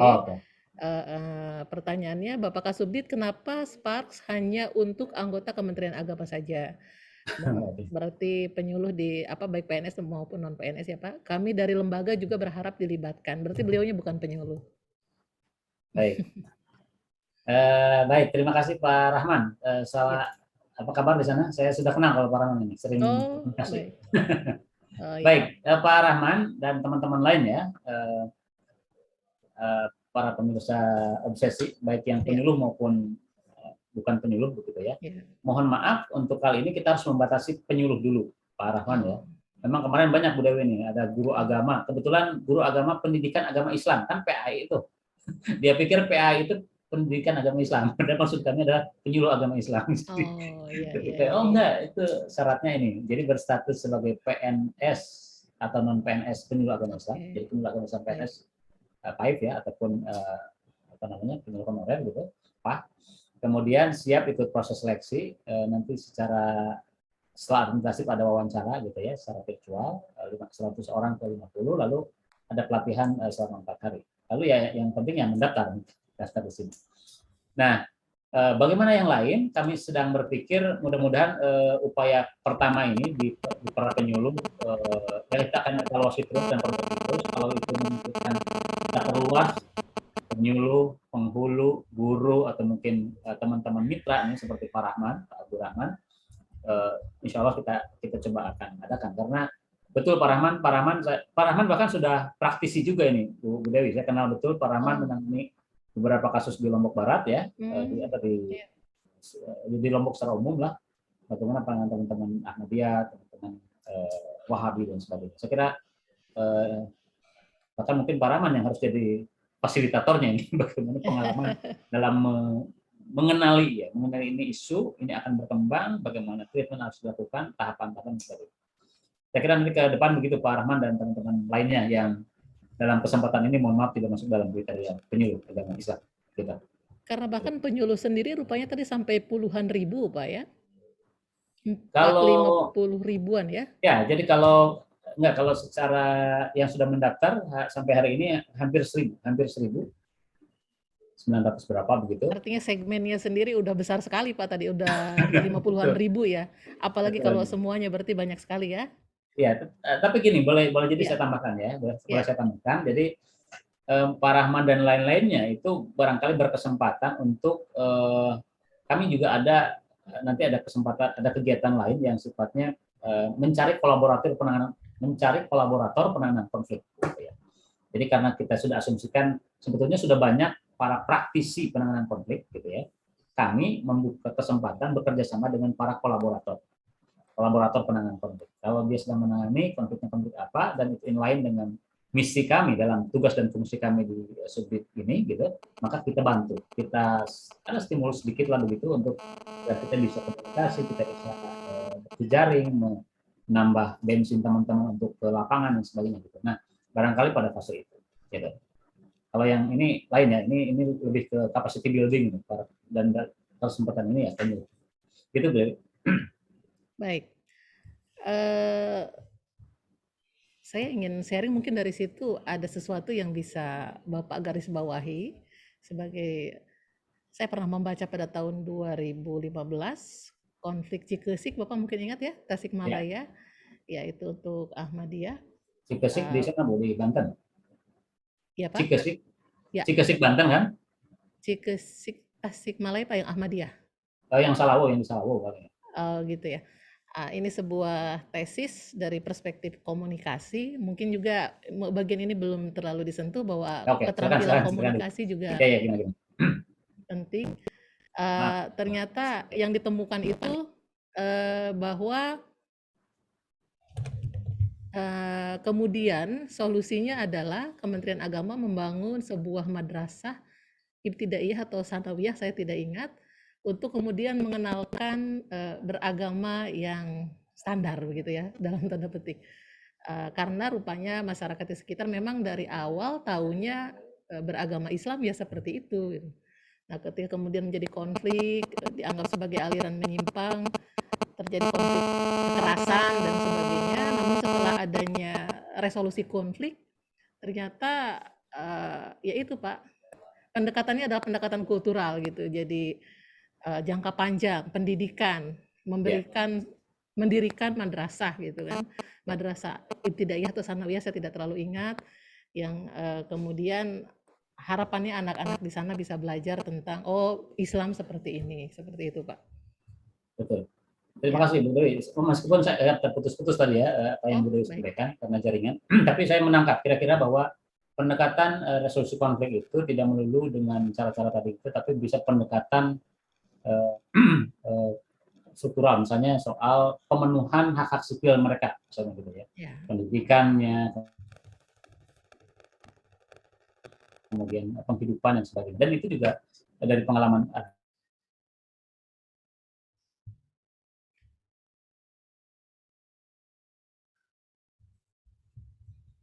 atau kemarin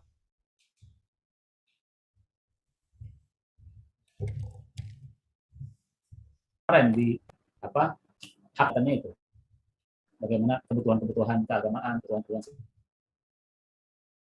ini teman-teman di Sampang, XCA itu, XCA Sampang di Madura ya, yang di Jawa Timur itu pendekatan bagaimana kebutuhan sipil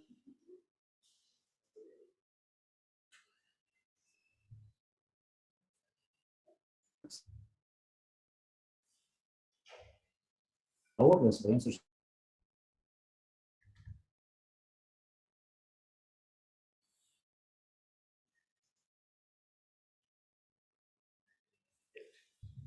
Mohon maaf agak gangguan Jadi, juga dalam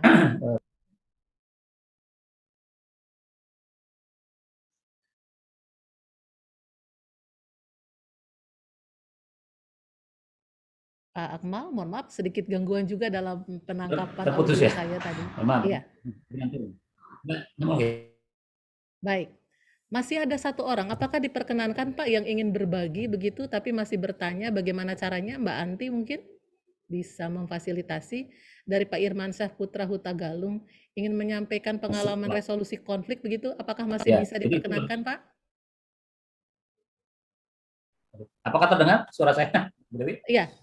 Ya. Jadi ada Pak Irmansyah Putra Huta Galung Pak. Mbak Anti mungkin bisa difasilitasi, bisa dipantau ini dari Mbak Anti yang diteruskan ke saya. Beliau ingin sharing juga ini Pak, sangat ingin sharing tentang pengalaman resolusi konflik agama. Mbak Anti, apakah bisa difasilitasi Pak Irmansyah Huta Galung? Mungkin bisa dipantau melalui kolom komentar. Mbak Dewi, Ya. bisa japri saya? Iya, Pak Irman Huta Galung. Ini yang saya terima dari Mbak Anti tadi, Pak Irmansyah Putra Huta Galung. Ada 4 yang diteruskan ke saya dari Mbak Anti. Salah satunya Pak Irmansyah Huta Galung minta difasilitasi untuk bercerita, bisa? Silakan, Pak Irmansyah mungkin jika masih memantau ini bisa apa ya? Bisa join. Mengirimkan nomor kontak ya. Mbak Dewi, mohon diinformasikan kepada Pak Irmansyah karena saya belum terhubung dengan Pak Irmansyah. Bisa japri melalui saya? Oke. Atau meninggalkan nomor telepon di chat. Pak Irmansyah bisa meninggalkan nomor kontak di chat ya. Pak Irmansyah silakan bisa meninggalkan nomor kontak di chat baik di YouTube maupun di Facebook ya untuk bisa berbagi. Kemudian Pak, bekal ya, tadi saya di awal berbicara tentang penambahan bekal untuk para penyuluh kita begitu, selain mungkin tadi Bapak membuka aspek kognitif pengetahuan bagi para penyuluh tentang resolusi konflik, tapi bagaimana dengan skill atau keterampilan yang harus dikuasai. Mungkin tadi saya menyimpulkan dari tesis yang pernah saya baca itu bahwa keterampilan komunikasi itu penting sekali untuk resolusi konflik begitu. Kemudian selain itu mungkin juga penguasaan psikologis begitu. Nah, mungkin Pak Akmal bisa cerita lebih menyeluruh tentang bekal-bekal yang harus dimiliki sebagai skill selain pengetahuan atau pola pikir bahkan seorang penyuluh sebagai agen resolusi konflik begitu Pak. Ya, Bu Dewi, memang idealnya kalau kita ada pelatihan begini agak panjang waktunya ya, karena banyak materi yang harus kita jejalkan, harus kita sampaikan. Nah, perbedaannya SPARK ini atau pelatihan sekarang ini memang hanya 4 hari, dan itu pun tidak full 4 hari begitu ya, tetapi ya keterbatasan juga lah ya, keterbatasan waktu dan lain-lainnya. Tetapi pada intinya saya ingin, sebetulnya karena saya berasumsi para penyuluh ini secara dirinya, kenapa dia jadi penyuluh? Karena soal komunikasi kan sudah selesai itu, kalau penyuluh itu. Soal komunikasi sudah selesai, soal bahwa dia menjadi penyuluh, punya keterampilan berkomunikasi lintas sektoral sebetulnya sudah ada. Kita tinggal perkuat saja satu itu. Dan dalam SPARK ini saya ingin memperkuat bagaimana praktiknya, bagaimana kita berjejaring, bagaimana kita melakukan sebagai agen resolusi konflik itu saling terkoneksi, saling memperkuat diri dan sebagainya. Karena itu tidak melulu teoretik, tetapi lebih banyak pada praktik gitu, Bu Dewi. Dan saya sangat percaya sebagai penyuluh gitu ya, itu resource-nya udah dasarnya sebagai apa namanya, bahan bakunya memang sudah baik. Kita tinggal trigger aja sedikit, tambahin informasi soal resolusi konflik, perkuat skill-skill. Perkuat itu artinya pada dirinya sebenarnya sudah ada. Tadi itu cerita Pak Zul itu. Meskipun misalnya katakanlah ada seseorang tidak punya background organisasi yang membekali dia soal konflik. Biarkan dia hidup dalam masyarakat sebagai penyuluh, maka dia akan instingnya mencari keseimbangan itu, mencari kedamaian, kira-kira gitu. Kan itu sudah ada sebetulnya, Bu Dewi ya. Maka kita perkuat saja, perkuat dengan sebetulnya secara keilmuan, ini ada teori-teori konflik misalnya gitu tadi itu. Sebetulnya untuk mempermudah saja bahwa ada resolusi itu ada beberapa tahapnya, ada bisa pendekatan ini. Nanti skillnya seperti apa? Praktikal ya, sangat-sangat praktikal. Anda datangin ini, komunikasi soal ini. Contoh kecil nih, misalnya ketika saya meneliti di di NTB, di Cakra gitu, kan kelompok ini sama kelompok ini. Hal sangat fundamental, hal sangat elementer. Hal pertama adalah komunikasi. Saya datang ke pihak ini, ngobrol tuh teknisnya gimana? Banyak dengerin. Apa yang Bapak rasakan, apa yang Bapak inginkan, catat. Datang ke B, apa yang Bapak rasakan, apa yang Bapak inginkan, catat. Kan mendiskusikan dua keinginan ini, katakanlah 100% tadi itu yang bicara di soal resolusi itu. Kemudian bagaimana mendiskusikannya sehingga sama-sama turun bisa ketemu 100%. Karena nggak ada 200% itu, kan yang ada 100% itu. Sehingga jadi sekali lagi penguatan, lebih pada penguatan. Penguatan itu mengolah apa yang ada, kemudian kita mengolah. Karena pendekatannya memang pendekatan antagogik ya, pendekatan antagogik, pembelajaran orang dewasa, tidak cekokin terus gitu, enggak, tapi apa yang Bapak ketahui lalu kita sinkronkan, kita mainkan, kira-kira gitu. Mudah-mudahan sekali lagi ini inisiatif awal rintisan yang bisa terus kita kembangkan, dan harapannya saya sudah berkomunikasi dengan Subdit PAI ya, yang punya bapaknya gitu, bapaknya para penyuluh, dan sangat mendukung karena sekali lagi ini penguatan teman-teman kita di lapangan ya, para penyuluh agama. Sebagai pertanyaan tadi. Saya kira itu Bu Dewi. Baik. Pak Akmal sesungguhnya akan pasti sangat menarik sekali, banyak pengalaman Pak Akmal dalam resolusi konflik, mungkin beberapa bisa dibagi begitu sebelum kita ke bagian closing statement, dan menemukan mungkin pola atau apalah yang bisa menjadikan semacam pedoman begitu, pegangan buat para penyuluh kita. Pasti sangat menarik sekali Pak. Semestinya praktis ya, sebagai seorang dicari. praktisi, Bapak pasti banyak sekali menangani konflik ya. Ya. Itu yang belum dibagi kepada kita nih. Dan semestinya yang banyak ini para penyuluh yang ceritanya. Tapi boleh lah saya sedikit. Baik. Bagaimana dalam konteks sekarang di Subdit Bina Paham Keagamaan ini, sebetulnya kan kita lebih pada fase, kalau TUSI ya, tugas dan fungsi kami di Subdit itu memberikan bahan kebijakan pimpinan harus melakukan apa dalam konteks ini. Ya. Jadi hal pertama adalah keterampilan atau kemampuan identifikasi dan respon dini. Itu aja sih sebetulnya. Jadi pada fase tadi kalau gambar begini, pada fase awal ya, pada fase ketika mana tadi yang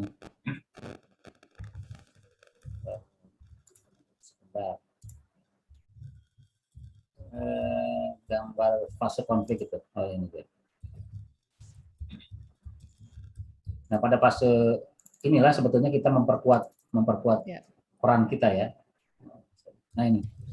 Karena kalau fase di atas ya memang tidak hanya pada identifikasi atau deteksi dan respon, tetapi juga ikut dalam konteks penanganan konflik.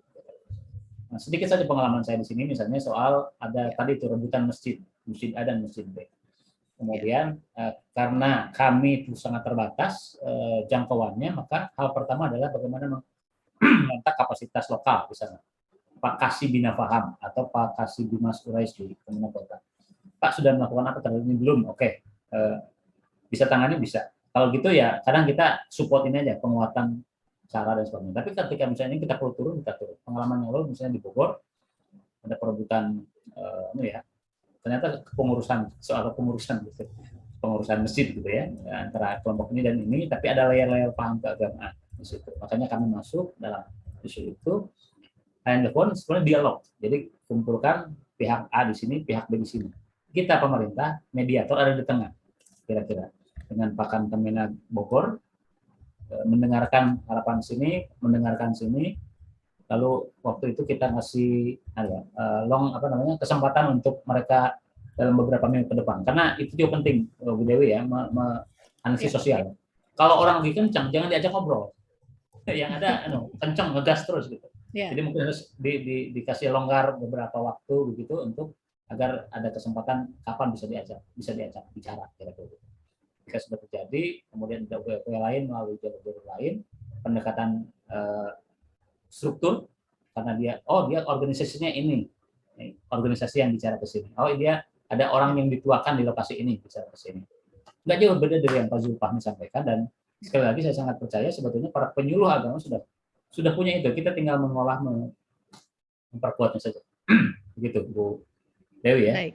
Itu satu. Yang kedua yang terkait dengan penanganan di Sampang ya, walaupun dalam banyak hal kita masih harus agak skip beberapa informasi, tapi pada intinya pendekatan memanusiakan manusia itu sangat penting ya dalam konflik, terutama pada fase pemulihan. Jadi kalau pendekatan yang melulu soal melurusin pahamnya, barangkali nggak ketemu, sentuh hatinya, sentuh kemanusiaannya. Ketika kebutuhannya terpenuhi, anak saya perlu sekolah Pak, sekolahnya kita bantu. Suaminya ini karena dieksklud oleh masyarakat nggak bisa kerja gini, fasilitasi keterampilan misalnya. Kita nggak bisa langsung kan, kita mainkan mitra-mitra seperti Pak Abdul Rahman tadi. Kita mainkan mitra untuk dia membantu mendampingi, perkuat ininya, kayak gitu-gitu aja sih pengalaman pada level pusat ini. Dan sekali lagi mudah-mudahan kita bisa berkolaborasi ya, Bu Dewi, agar kami di pusat melakukan apa, teman-teman di daerah di lapangan melakukan apa pada kapasitasnya masing-masing. Gitu. Baik. Dan apakah ada pengalaman dari rekonsiliasi itu ternyata konfliknya berulang, Pak? Ya, atau itu semua menarik selesai juga. tuntas? Ya. Jadi saya boleh menyebut Aceh ya. Aceh kami ikut menangani dan masih. Jadi memang ada dari Aceh. Beberapa memang harus kita bersabar Bu. Memang karena tadi itu kita coba udah identifikasi aktornya begini, sejarah konfliknya sudah kita petakan, lalu problemnya artinya main core issue-nya biasa kita pecahkan begini Bu. Ada faktor keagamaan dan non keagamaan. Faktor keagamaan kita iris satu-satu. Ini beda paham. Ini otoritas keagamaan. Jadi antara seorang yang sudah dituakan dengan anak kiai muda misalnya, itu kan ada masalah sih. Yang kedua non keagamaan, politik kita cek, mau pilkada nggak? Ekonomi, ini ada kesenjangan nggak di situ? Oh ternyata emang ada gap antara pendatang yang kaya-kaya dengan orang lokal gitu. Disisir semuanya. Ketika sudah terpetakan, kita coba address, kita coba kasih masukan pimpinan, Pak melakukan ini.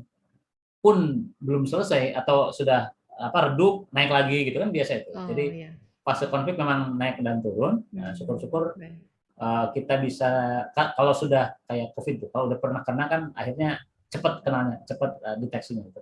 Kayak yang di contoh yang tadi yang di Majenang itu kejadian 2021 pernah meletus sampai penolakan itu kelompok Ahmadiyahnya dibakar ya masjidnya. Nah kemarin 2021 rasanya itu bisa karena udah tahu sejarah konfliknya kita cepat gitu. Begitu ada ini ada teman-teman yang melakukan treatment, teman daerah juga kita mencoba menyambungkan dan mengendorse begitu, mendorong, mengadvokasi cepat selesai dan tidak sampai menutup. Jadi begitu akan naik lagi cepat kita turunin. Gitu, Bu Dewi. Baik, Pak Akmal, dari tim obsesi masih memberi ruang. Ini sebenarnya waktu 90 menit kita hampir berakhir dan saya ingin memberikan kesempatan untuk closing statement. Tetapi ada dua penyuluh kita yang ingin bercerita. Tim obsesi memberi ruang waktu. Apakah Pak Akmal sendiri masih memungkinkan waktunya? Silakan. Oh baik. Kalau begitu saya persilahkan dua penyuluh kita yang saya juga belum dapat identitasnya, nama dan asal kotanya. Tapi di sini kelihatannya ada Oppo F9 ini ya dan Galaxy A50 nih. Silakan Bapak atau Ibu penyuluh yang sudah bergabung di dalam Zoom meeting untuk bisa membuka video dan audionya.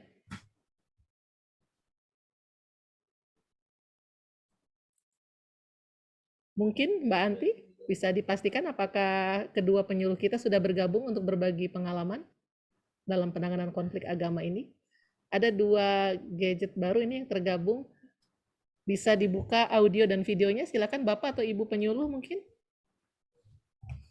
Sembari menantikan,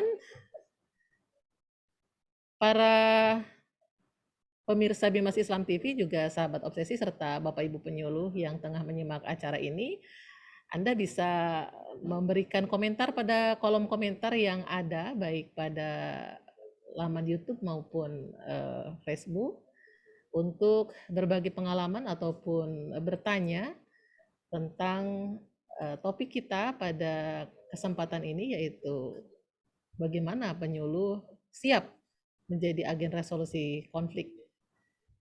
Dan kita tengah berbincang dengan Pak Akmal Salim Ruhana selaku Kasubdit Bina Paham Keagamaan Islam dan Penanganan Konflik Direktorat Urusan Agama Islam dan Pembinaan Syariah. Mbak Anti, apakah 2 penyuluh kita sudah bergabung? Kelihatannya belum, Pak, ini, Pak. Belum. Jadi kembali ke Pak Akmal, karena sebenarnya waktu kita juga sudah kalau sesuai jadwal. Iya, ini saya diminta oleh tim untuk closing saja karena tidak Baik. bisa bergabung, Pak. Mungkin kendala teknis. Saya persilahkan Pak Akmal di bagian akhir ini untuk menyampaikan statement akhir atau closing statement pada kali ini ya, karena pasti Pak Akmal insya Allah lah akan kembali pada obsesi pada tema-tema selanjutnya tentunya. Silakan Pak untuk, oh mohon maaf, Ada ya? Silakan. Pak Suwardi ini Pak, mohon maaf Pak. Pak Haji Suwardi, Kasubag TU Lombok Timur. Boleh Pak Akmal? Boleh, silakan. Baik, Pak Akmal masih memberikan ruang. Jadi Pak Suwardi, Pak Haji Suwardi, apakah Bapak mau sharing pengalaman penanganan konflik keagamaan di Lombok Timur? Suaranya mohon dibuka dulu Pak, masih mute. Ya, silakan gimana? Pak. Baik, makasih Bu. Ya, silakan Pak. Tentang pengalaman penanganan konflik, Iya. tidak hanya di Lombok Timur Bu. Iya. Dulu pernah penanganan konflik juga di Bima. Di Bima. Waktu menjadi subak kerukunan umat beragama di Provinsi NTB. Baik. Itu gara-gara miskomunikasi antar 2 pemeluk agama berbeda tentang seorang jenazah. Masing-masing mengklaim itu agama masing-masing gitu.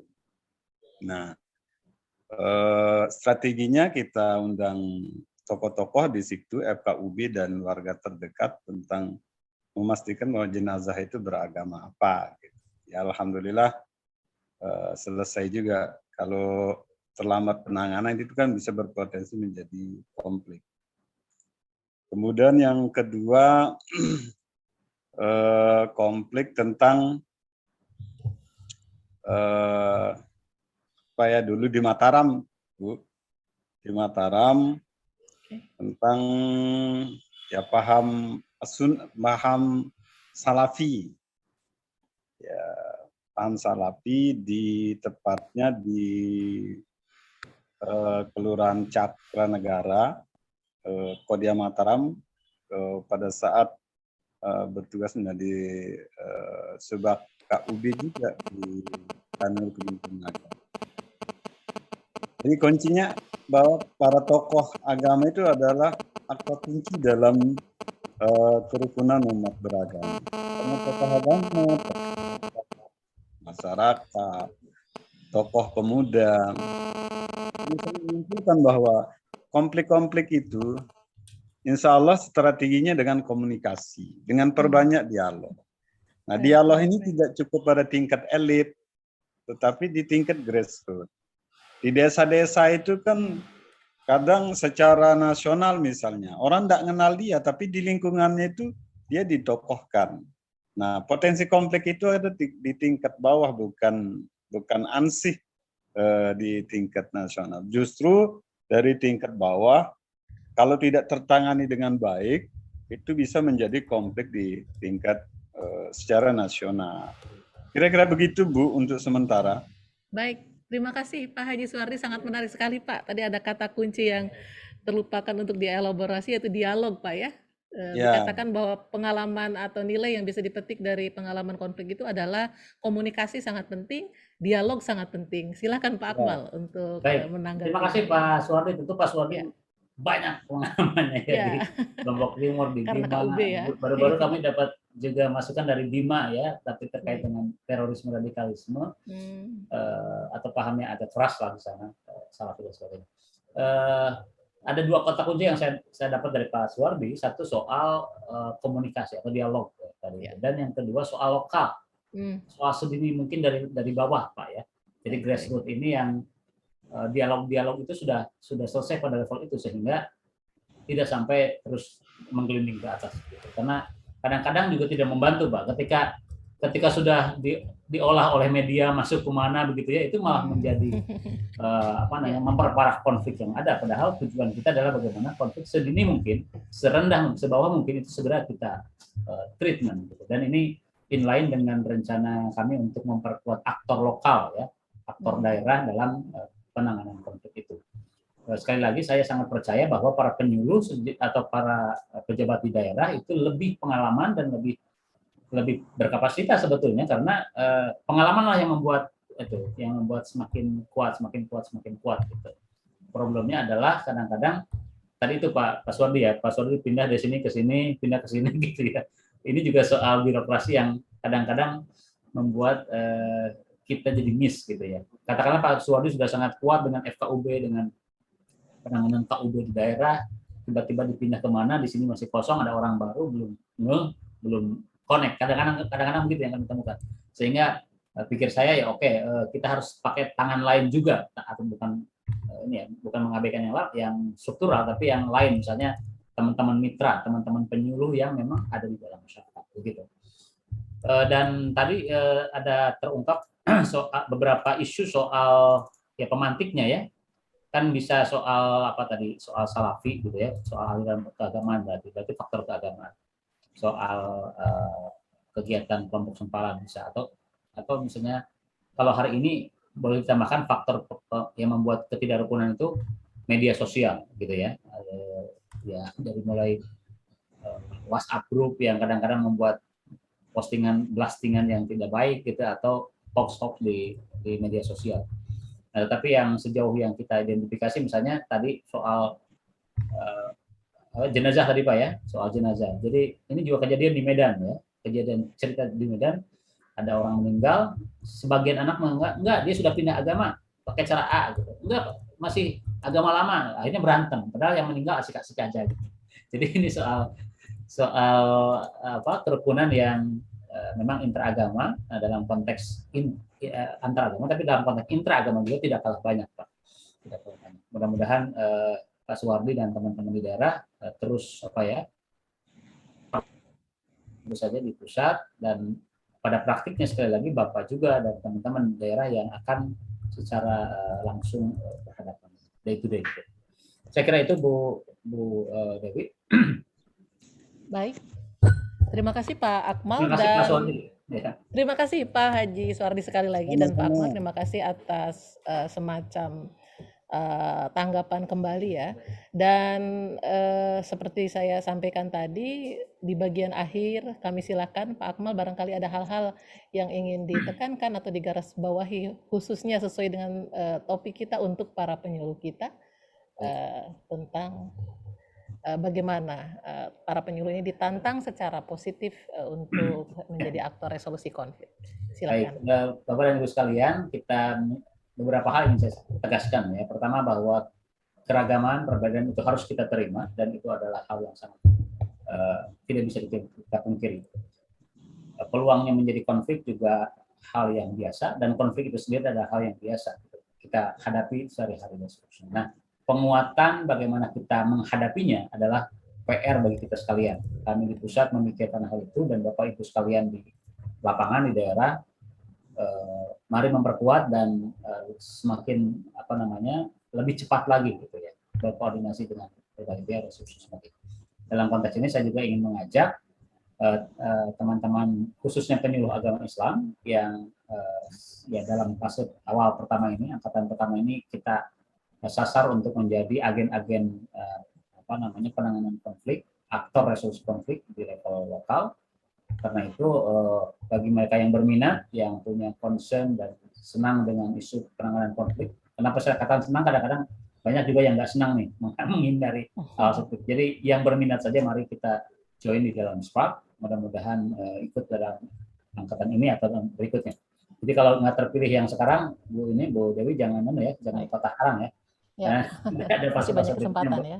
Barangkali kita bisa ikut berikutnya kita. Saya kira itu yang saya ingin tegas-tegaskan. Yang pasti mari kita terus perkuat kemampuan, wawasan dan juga skill kita dalam penanganan konflik dan bekerja sama, berkolaborasi dengan berbagai pihak pada praktiknya. Demikian, terima kasih. Mohon maaf sekali lagi sekira ada penyampaian yang kurang pas. Bila taufiq wal hidayah, Wassalamualaikum warahmatullahi wabarakatuh. Baik, Waalaikumsalam warahmatullahi wabarakatuh. Pak Akmal, terima kasih sekali lagi.